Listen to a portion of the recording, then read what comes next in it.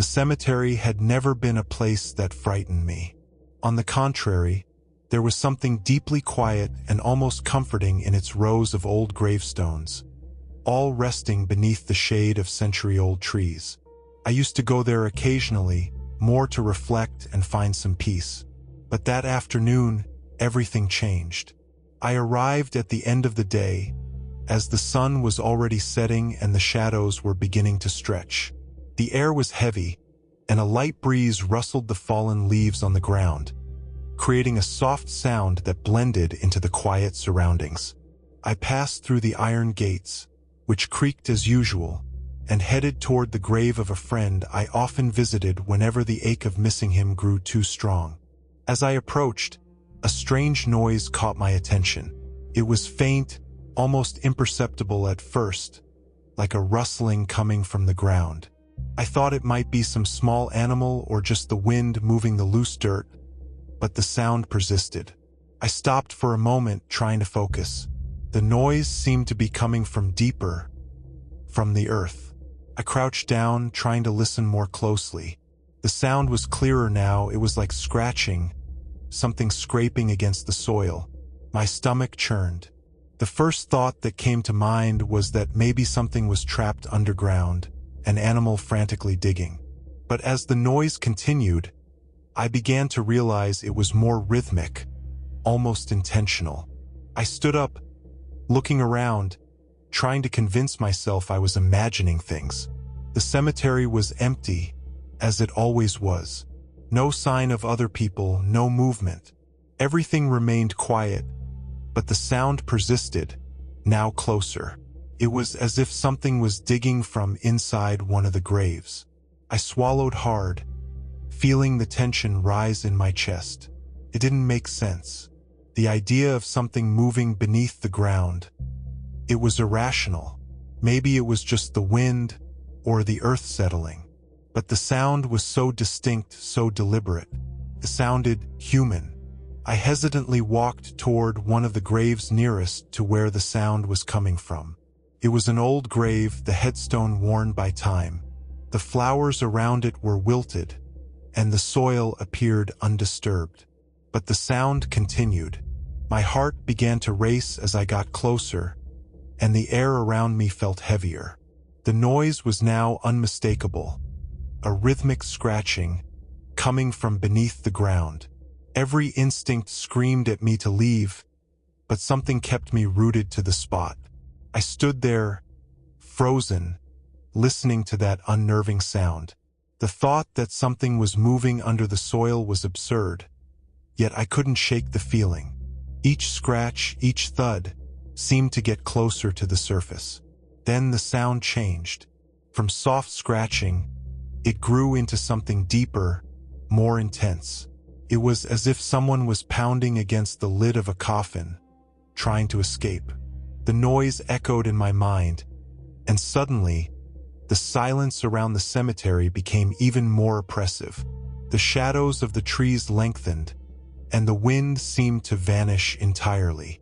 Everything around me was still, except for that terrible sound, which now surrounded me from all sides. I looked around, desperately trying to find a rational explanation, but nothing made sense. The cemetery was empty.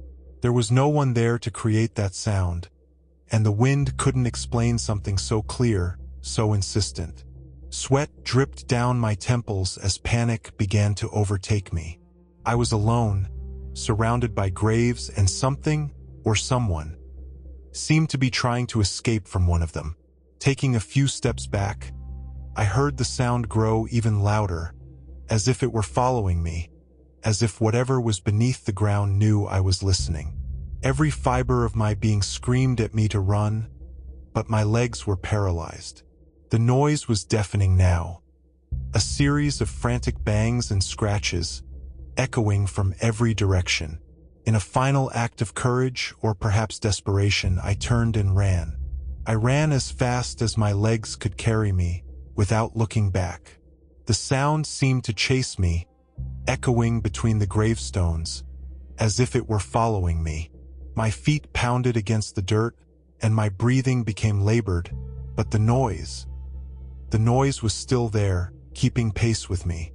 At last, I reached the cemetery gate and fled, my heart racing and my muscles trembling from the sprint.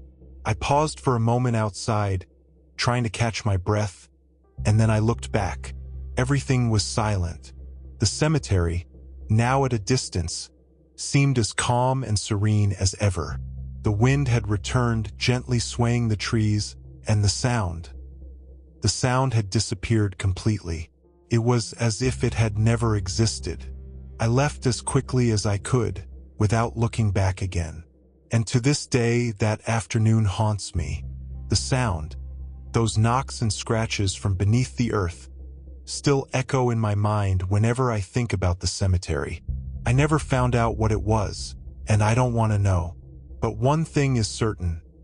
Something was there, beneath the ground. Something that, on that afternoon, seemed desperate to escape.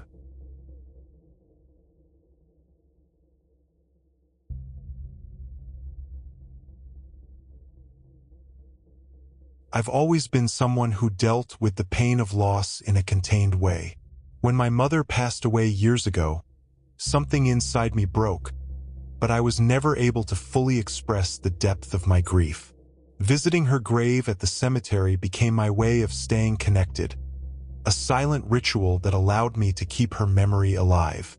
It was there, among the old gravestones, that I felt her presence the strongest. But that afternoon, something was different. The sky was gray, heavy with clouds that promised imminent rain. The air felt thick, and the cemetery was deserted, as usual. I walked slowly along the dirt path, listening to the soft crunch of dry leaves beneath my feet. That place was always quiet, but on that day, the silence felt heavier, as if something was being whispered in the shadows, something I couldn't hear but could sense. I reached my mother's grave and knelt to straighten the flowers, a mechanical gesture I always performed. It was the kind of moment where I allowed myself to feel the loss more deeply, reflecting on how much time had passed since she had gone. A cold breeze moved through the gravestones, sending a chill across my skin. As I stood there, memories began to flood back, more vividly than usual. The way she smiled, the sound of her laughter. It was as if everything had suddenly become sharper, more present. And then I heard it. At first, it was a very soft sound, almost imperceptible. A whisper, a call. I couldn't make it out at first, but it sounded like my name, spoken slowly, dragged out. I quickly turned my head, expecting to see someone there. Perhaps it was my imagination, I thought. But the whisper continued. I stood up, my body growing more rigid with each passing second. The wind seemed to have stopped, and the air around me grew almost suffocating. I looked around, expecting to see someone in the distance, but there was no one, only the silence and the growing sense that something was wrong. The whisper had stopped, but the unease remained. I looked at my mother's grave, and a wave of mixed emotions washed over me. Longing, sadness, and fear. That's when I felt a light touch on my shoulder. I spun around quickly, but there was no one there, just the emptiness surrounding me. My breathing was heavy, and the sound of my heart pounding in my ears was deafening. I tried to calm my thoughts, but fear had taken hold of me. The sensation of being watched, of being in the presence of something unseen, was overwhelming. I took a step back, trying to distance myself from that suffocating feeling. But then I saw it, a shadow in the distance, among the gravestones. At first, I thought it was just my eyes playing tricks on me, but then it moved, slowly. It was a figure, indistinct, walking in a strange, almost floating manner between the graves. Panic surged within me, but my mind tried to rationalize it. Perhaps it was another visitor. However, something wasn't right. The way it moved, how the shadow seemed to blend with the environment, wasn't natural. My legs felt heavy, the air around me growing denser. My heart raced, and every fiber of my being screamed for me to leave. But at the same time, there was something about that figure that seemed familiar. When the shadow finally stopped, just a few meters from me, I saw the outline more clearly. It was a silhouette I would recognize anywhere, even in darkness. My mother, or something that looked like her. My chest tightened, and tears began to fall from my eyes uncontrollably. Couldn't be. She was dead. I knew that. But there she was, or something that wanted me to believe it was her. The figure didn't say anything. It didn't move any closer. It just stood there, staring at me with a presence so intense it was almost crushing. I don't know how long I stood there, staring back. Seconds felt like hours, the world around me dissolving into silence and fear. Finally, I managed to take a step back, then another. My body trembled, but the need to flee was stronger than my curiosity. I ran. I ran with everything I had, without looking back, not caring about the tears streaming down my face. My only goal was to get out of that place. The cemetery gate seemed so far away, but I kept going, fear propelling me forward. I felt as though that presence was still there, following me, watching me. When I finally reached the gate, air rushed back into my lungs, but the deep sense of dread lingered. I never looked back, and from that day on, something changed inside me. The cemetery, which had once been a place of solace, had become a place of unease and mystery. I don't know if I really saw my mother that afternoon. Maybe it was just my mind, trapped in grief, creating something I needed to see. Or maybe something beyond my understanding was present in that place, something that took advantage of my grief to manifest itself. I haven't returned to the cemetery since. And honestly, I'm not sure if I ever will, because deep down I know that shadow is still there, waiting for me.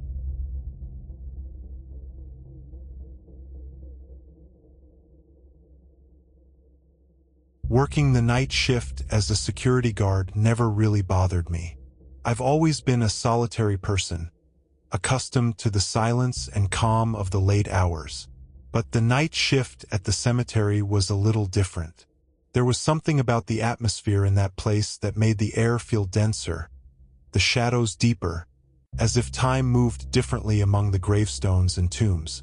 My job was simple: do rounds every hour, check the gates, and monitor the security cameras. The cemetery was large, old, and had accumulated a few dark stories over the years. I never took those stories seriously. I always thought they were just tales told by people who feared the dark. That night, like so many others, was too quiet. The kind of silence that extends beyond the natural, as if even the wind was afraid to blow through the gravestones. I went to the small booth where the security cameras were installed and sat down, watching the black and white screens. Nothing unusual. The dim light of the monitor illuminated the room as I scanned each corner of the cemetery, looking for any movement. I did my first round at midnight.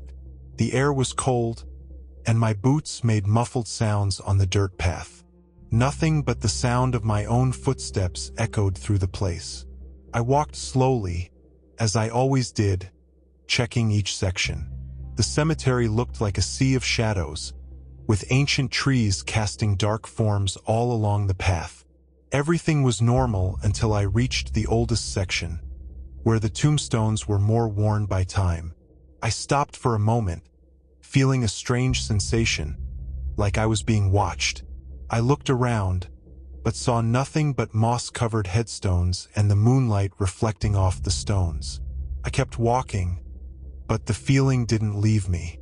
And then I saw it. In the distance, between two gravestones, a faint light flickered. I thought it might be a candle left by some visitor, but it was too late for that. I approached, trying to get a better look, and that's when I realized the light was moving. It was a dim light, almost like a lantern, but no one was holding it. It floated slowly between the headstones, moving away from me. A chill ran up my spine, but my instinct told me to follow that light. The closer I got, the stronger the feeling of discomfort grew. The light floated among the tombs as if it were leading a path. When I finally got close enough, it vanished. Just like that, as if it had never been there. I stood still, trying to make sense of what had just happened. I looked around, but everything was back to normal. Nothing but the gravestones and the oppressive silence of the night. I returned to the booth, still uneasy, and checked the cameras. Nothing. No sign of the light, no figure. Just the empty screens in black and white. Later that night, around 3 in the morning, something else happened. I was doing my second round when I heard a sound. It was soft, but distinct, like light footsteps echoing on the dirt path. I stopped immediately and stood in silence, trying to figure out where they were coming from. I looked around, but again, there was no one there. Still, the sound persisted, as if someone were walking right behind me. I quickened my pace, my heart pounding harder. The sound followed, now clearer. Every time I stopped, it stopped. When I started walking again, it was there, the echo of footsteps that weren't mine. I decided to head back to the booth as quickly as possible. When I was almost there, I felt a presence behind me, a shadow moving erratically. I glanced over my shoulder, and for a brief second, I saw something. A pale figure, floating in the darkness, with no defined shape. The most terrifying part was that, for an instant, I thought I saw a face, distorted with hollow eyes, staring directly at me. I rushed into the booth and locked the door, trying to calm my thoughts. This couldn't be real. I tried convincing myself that it was just my mind playing tricks on me. But then, the security radio sitting on the desk started crackling. A low static sound, something that had never happened before. I picked it up with trembling hands, trying to adjust the frequency. And then I heard something through the static. A faint, distorted voice, but clearly human, saying my name. My heart nearly stopped. I looked at the camera screen, and there, in the bottom right corner, I saw something that made me freeze. The faint light, the same one I had seen before, was back. And this time, it was floating toward the booth. The radio continued crackling, and the voice repeated, calling my name, slowly and drawn out. I looked out the window and saw the light getting closer and closer. The shadow behind the light seemed to twist, as if it were taking shape, something that wasn't human, but moved with intent. I locked all the doors and stepped away from the window, but the sound on the radio grew louder. The feeling that something was about to enter the booth was suffocating. The voice on the radio grew louder, clearer, repeating my name incessantly. Finally, the light stopped. The radio went silent.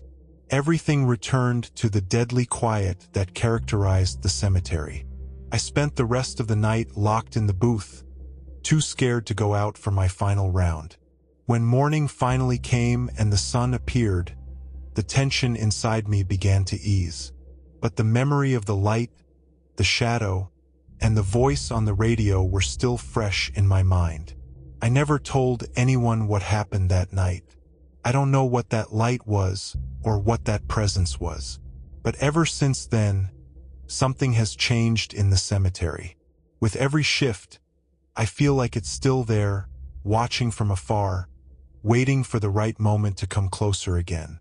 And I know that if I hear my name on the radio again, there won't be any escape.